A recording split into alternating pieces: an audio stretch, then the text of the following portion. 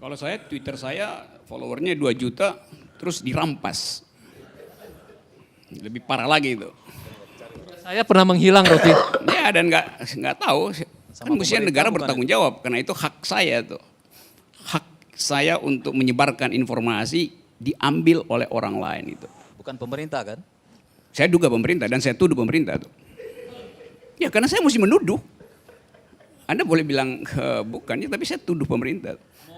Oke, terus. Yes, oke, saya balik pada tema ini. Ada satu kekacauan sebetulnya. Karena bahasa Indonesia itu menggabungkan dua pengertian Inggris, liberty dan freedom itu. Itu soalnya tuh, sehingga yang diterangkan tadi baik oleh Fajrul, Kapita juga ngaco itu. Saya pelan-pelan ya. Ini kebebasan yang tidak bebas gitu. Rocky bicarain kebebasan sudah selesai bicara. Jangan ngaco. Jangan yang ngomong yang ngaco nih. Ya, karena Rocky aja belum ngomong udah ngaco. Gimana nih? Ya karena itu nanti evaluasi di mana ngaconya itu. Ya. Jangan sampai ngaco terus. Oke, kalau gitu saya mulai dengan soal Kapita nih. Dia mulai dengan nama aja udah ngaco. Kapitra. Iya, Kapitra. Udah, gini.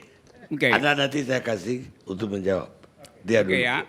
Kalau nggak habis-habis. Undang-undang ITE mengancam kebebasan. Sebetulnya kebebasan itu tidak diancam oleh undang-undang. Kebebasan itu diancam oleh arogansi kekuasaan. Undang-undang itu cuma alat. Kalau nggak ada ITE pun undang-undang pornografi dipakai untuk membatasi kebebasan. Undang-undang tentang kehutanan bisa dipakai untuk mengancam kebebasan itu. Jadi itu poinnya tuh. Kalau pemerintahnya berakal, tidak dungu, bahkan dia tidak akan pakai undang-undang apapun.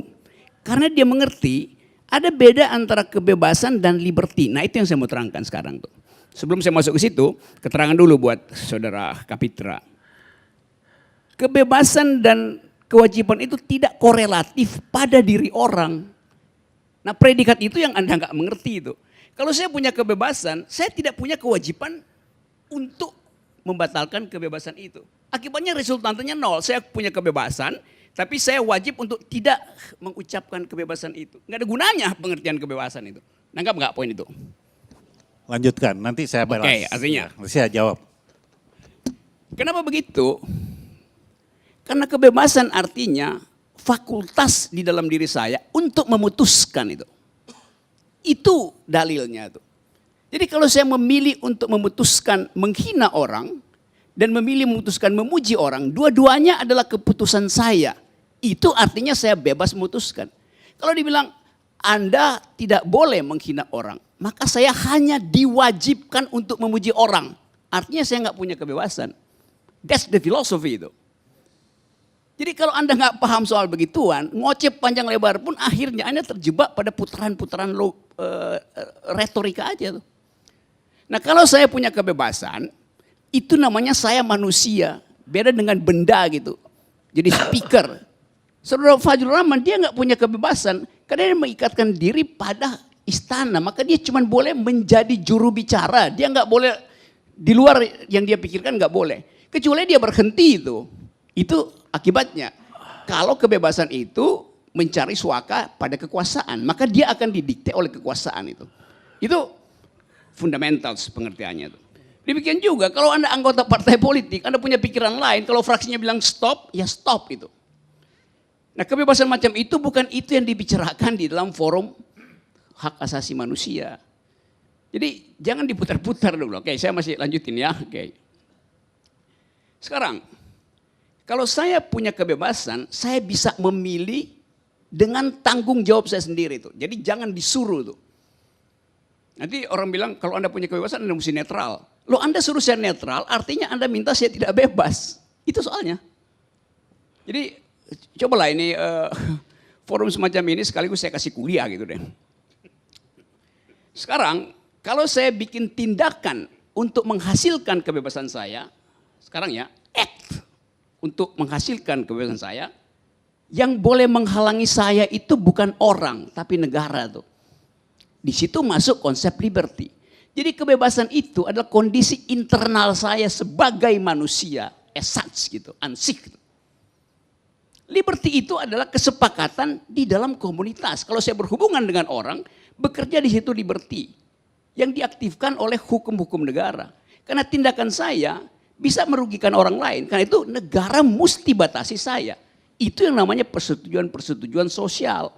Jadi kebebasan nggak bisa dibatasi. Begitu Anda batasi kebebasan, Anda bikin orang itu jadi benda gitu. Logika dasar itu mesti dipegang dulu. Supaya nanti kita bikin ada kebebasan dan kebebasan tanda petik yang kita sebut liberty. Bahasa Indonesia nggak punya konsep itu. Itu kelemahan bahasa kita. Inggris punya freedom dan liberty gitu. Freedom itu adalah kondisi internal manusia tuh. Boleh dicabut gitu? Nggak bisa dicabut. Begitu Anda cabut, Anda jadi benda. Thing in itself gitu. Bukan thing for itself gitu. Das Ding an sich. Berhenti Anda bukan sebagai makhluk gitu. Begitu kebebasan dicabut. Jadi kalau siapa tadi yang ngomong, itu tidak absolut. Absolut, kebebasan itu absolut.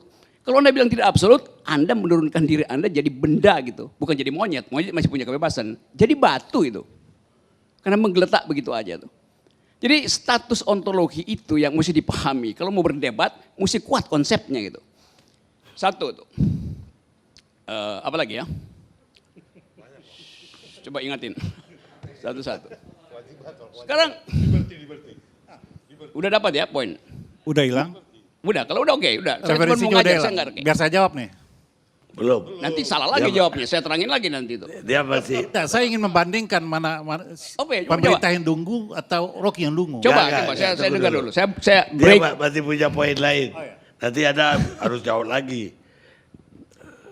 Ayo. Oke, sekarang soal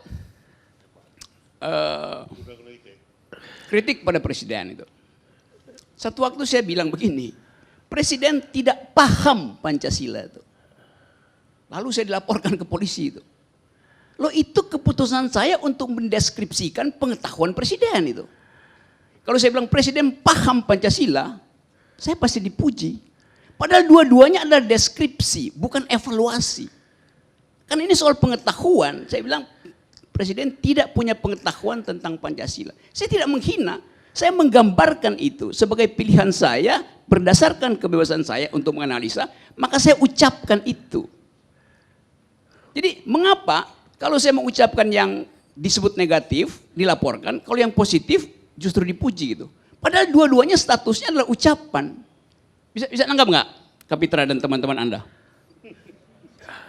Gini, kan itu ajaib kan? Saya susah, susah Pak menangkap Karni, saya gunung. mohon Ya hak karena, bicara. karena itu jadi susah Saya mohon hak nangkap bicara karena juga. Tidak mohon hak bicara. Tidak, Ya, sebentar, tidak sebentar. dibiasakan untuk berpikir sistematis dan konseptual gitu. Cukup, Anda cukup dulu. Oke, Bang saya Karni, sambung nanti ya. saya mau balas dulu Bang Karni. Ya ini semua orang mau jawab Anda Oke, dulu. nanti saya jawab ulang. Bang Karni, karena dia banyak. Ya udah, tapi jangan panjang-panjang. Oke, saya ingin katakan begini. Rocky tidak mengerti apa yang namanya universitas hak. Sehingga dia lupa tentang kewajiban dia. Ketika orang bicara, menjadi kewajiban Anda mendengarnya. Ketika Anda Lain lagi, ini kan saya mulai dari awal yang Anda katakan, ya. Nah, Anda bicara kebebasan, tapi Anda sebenarnya sedang mengeksplorasi kedungguan Anda sendiri, karena dengan keliaran-keliaran berpikir, dengan loncatan-loncatan yang justru tidak sistematis. Anda ingin memaksakan orang masuk ke dalam pikiran Anda, dan orang ingin menjadi Anda. Itu yang tidak bebas sebenarnya. Itu yang menamai memonopoli kebenaran.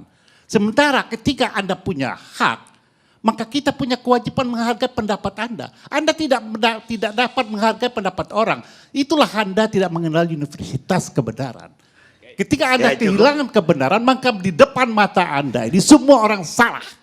Tidak ada kebenaran selain kebenaran absolut Anda. Anda menjadi Firaun sendiri, bahwa kebenaran menjadi milik Anda. Itu yang ingin saya katakan. Tidak ada universitas di dunia itu. Itu satu poin. Oke, Satu poin. saya tambah dulu ya. Saya Tunggu dulu. terangkan dulu ya. Saya juga bisa menerangkan lebih dari Anda. Oke, Ya. lanjutkan. Nah, bagaimana Anda Tapi nanti mungkin- kasih tahu saya kapan berhenti supaya saya bisa terangkan itu. Bukan saya terangkan, saya tunjukkan di mana Anda ingin kekacauan merampas pikiran Anda. kebebasan saya Enggak, ambil. Nah, atau Anda menjadi pemerintah yang Tidak. harus saya melaporkan semua Saya aktivitas kasih saya. itu, nanti saya terangkan Oh, cara Anda cara Anda menggunakan kata menerangkan itu. Belum tentu kedunguan itu bisa saya pahami. Karena cara kita berpikir berbeda. Dan itulah perbedaan, dan itulah kebebasan masing-masing orang berbeda dalam melihat. Oke, sekarang giliran Pak Jul. Langsung sebenarnya saya hanya ingin membuat pernyataan saja. Yang pertama, saya pernah ada membaca satu buku menarik tentang kebebasan. Dia mengatakan kalau misalnya ada satu orang atau Rocky lah, tiba-tiba di sini berteriak, entah di dalam bioskop atau di ruangan ini, kebakaran, kebakaran, misalnya seperti itu ya. Akhirnya orang berlarian dalam satu konser atau dalam satu bioskop. Nah itu pengen tahu juga, itu kebebasan atau liberty? Itu kedunguan. Karena bukan itu konsep kebebasan, itu kedunguan Anda tuh. Ini yang terjadi Rocky, jadi adalah upaya untuk seolah-olah, ini kan yang terjadi secara umum di dalam publik. Seolah-olah mereka mengatakan, ini yang kita perbincangkan sekarang realitanya adalah orang seakan-akan mengatakan bahwa saya boleh memperlakukan apa saja. Misalnya, kalau saya berdemo, saya boleh merusak fasilitas umum. Nah, itu, misalnya, Anda kayak begitu. tambah-tambahin. Ada kalau misalnya, sebentar Rocky, sebentar. Ini saya hanya ingin membuat pernyataan nih. Oke, larang aja. Buat pernyataan, misalnya. Lalu kemudian kalau saya berada dimanapun, saya boleh berteriak. Misalnya ada kebakaran atau apa, sehingga ada orang yang meninggal di sana. Nah itu pernyataan. Kemudian yang kedua, saya ingin membuat pernyataan yang kedua, bahwa memang dengan kebebasan orang bisa mendapatkan kalau tidak ada kebebasan tidak ada tanggung jawab. Itu pasti. Hanya dengan kebebasan orang bisa memilih. Ketika dengan kebebasan orang bisa memilih, entah A, entah B, entah sampai Z, lalu dia bertanggung jawab. Kalau tidak ada kebebasan, orang tidak bisa dituntut apapun sebenarnya. Baik. Itu yang kedua. Yang ketiga, saya ingin mengatakan kenapa kritik itu menjadi penting di dalam ilmu dan juga dalam kehidupan. Saya pakai saja metodologi pengetahuan dari Popper. Dia mengatakan hidup itu kan terbuka. Ada problem, ada error eliminasi, ada tentative solution. Jadi error eliminasi itu selalu ada di dalam ilmu pengetahuan, dalam kehidupan demokrasi atau dalam apapun. Karena dia akan menjadi terus-menerus terbuka. Dan yang keempat, yang terakhir. Presiden Joko Widodo itu siapapun presidennya, termasuk dari Presiden Soekarno, kemudian Gus Dur, Megawati, Habibie, terus kemudian SBY dan Pak Joko Widodo, itu ketika diangkat, dilantik tentu harus bersumpah. Saya baca aja sumpahnya, pasal 9. Demi Allah saya bersumpah untuk memenuhi kewajiban Presiden Republik Indonesia atau Wakil Presiden Republik Indonesia dengan sebaik-baiknya dan seadil-adilnya memegang teguh Undang-Undang Dasar dan menjalankan segala undang-undang dan peraturannya dengan seluruh-seluruhnya serta berbakti kepada nusa dan bangsa. Dia terikat kepada Undang-Undang Dasar, di dalam Undang-Undang Dasar ada mukaddimah Pancasila, dia juga terikat di sana. Jadi apapun yang dia kerjakan tidak akan bisa terlepas dari hal tersebut. Jadi di titik ini saya ingin membantah bahwa tidak, artinya keliru kalau mengatakan bahwa presiden atau wakil presiden tidak memahami Pancasila. Wong dia bersumpah demi Allah, kecuali Rocky tidak mengenal Allah, lain lagi. Iya. Mungkin. Ada mau jawab atau enggak? Saya masih terusin. Tapi- Kuliah saya belum selesai kan. Saya baru pakai Gak berapa bisa, waktu. ini udah jam 12. Oke, Kuliah gak bisa. Oke, saya akan Coba ringkas, saya akan ringkas itu. Oke ya. Presiden Jokowi tidak punya pengetahuan. Semua presiden lainnya Rocky. Udah, dia udah Semua dengar bersumpah. tadi. Dia udah dengar. Menjalankan Pancasila. Dia udah Kecuali dengar. Anda menuduh bahwa semua SBY, Megawati, Gus Dur, sahabat kita ya Gus Dur ya. Udah, Kemudian Pak Jero. Habibie dan Soekarno Udah paham dia, udah menjalankan paham. Pancasila. Ini, Udah paham dia. Oke ya, ini semua orang bersumpah untuk tidak mencuri. Tapi orang langgar sumpah itu. Jadi jangan anggap kalau presiden udah bersumpah, maka dia paham gitu. Itu salah logikanya Kan di ada situ. konsekuensinya Rocky. Kita reaksi Kalau dia ya. melanggar Undang Pancasila dan Undang-Undang. Pemirsa, kita udah sampai di ujung acara dan tanggal yang berbeda. Kita sekarang udah hari Rabu tanggal 4. Dan saya kira Presiden Amerika sudah terpilih pagi ini. Saya kira Anda boleh kesimpulan aja. Oke, ini bagian terakhir aja bahwa kita perlu selalu untuk mempersiapkan diri secara intelektual agar supaya bangsa ini tidak dihuni oleh buzzer, influencer yang nggak ada konsepnya. Negeri ini didirikan dengan konsep itu oleh para pemikir terbaik bangsa ini. Jadi saya hanya ingin pesankan itu. Nah, soal kebebasan tadi, poin saya sebetulnya adalah jangan anggap bahwa Presiden Jokowi sedang membangun kebebasan. Karena seringkali kalian itu membandingkan Jokowi dengan Soeharto itu. Ya jelas saja Jokowi lebih bebas suasananya daripada Harto. Itu kan bukan perbandingan yang tepat. Bandingkan dengan Habibie, bandingkan dengan SBY. Kan itu perbandingan. Masa Jokowi dibandingkan dengan Gajah Mada? Ya nggak ada gunanya. Bandingkan dengan yang terdekat gitu. Sama seperti diterangkan oleh Fajrul tadi. Indeks demokrasi justru menurun di statistik BPS sampai 2019. Angka 2020 belum keluar itu tuh. Jadi sekali lagi saya balik pada inti soal tadi. Tunggu. Iya, udah, stop aja itu. Itu you baca aja kalau cuma soal teknis. Saya balik tadi pada problem undang-undang ITE ini ya. Undang-undang ini didesain untuk memantau dan mengintip transaksi keuangan. Saya minta bukan waktu transaksi untuk menjawab. pikiran, bukan kegiatan orang di kamar. Saya Jadi, minta waktu yang untuk menjawab. terjadi hari ini, Ya. nah SBY membuat undang-undang ini untuk menghasilkan transaksi yang masuk akal. Jadi menghalangi yang tidak masuk akal. Sekarang Jokowi pakai undang-undang itu untuk pabrik borgol. Kan itu bahayanya kan? Baik, cukup.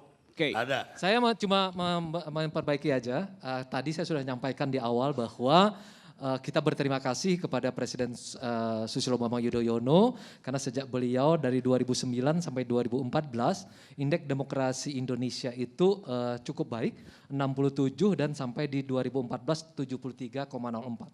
Nah di masa Presiden Joko Widodo alhamdulillah berkat basis seperti itu kita terus-menerus membaik sehingga Itu Anda udah ucapkan tadi. ada di 2019 menjadi 74,92. Ya, jadi udah terus ucapin. membaik. Tak enggak masalahnya Rocky tadi Yang mana? menyatakannya secara keliru. Bukan, Oh, you baca datanya secara you keliru. baca yang Data disebut yang sebagai keliru tidak pantas dibicarakan di tempat ini Rocky. civil liberties-nya itu turun. Sudah Rocky. Datanya berbeda tuh. Enggak Ya kamu. udah, Anda berdua cukup. Bukan, dia pakai data absolut. Padahal yang kita bicarakan adalah civil liberties. Yang itu yang drop. Kamu yang Anda sebut sebagai diskriminasi. Kamu tadi keliru Nah memahami justru datanya. yang Anda sebut sebagai Kamu diskriminasi ngotot. itu diprovokasi oleh pemerintah dengan membuat diskriminasi antara yang Pancasilais dan yang Kamu tidak ngotot Pancasila. pada Itu data yang hasilnya salah. tuh. Saya kira cukup. Oke. Sekarang teknik pada tadi. data yang salah.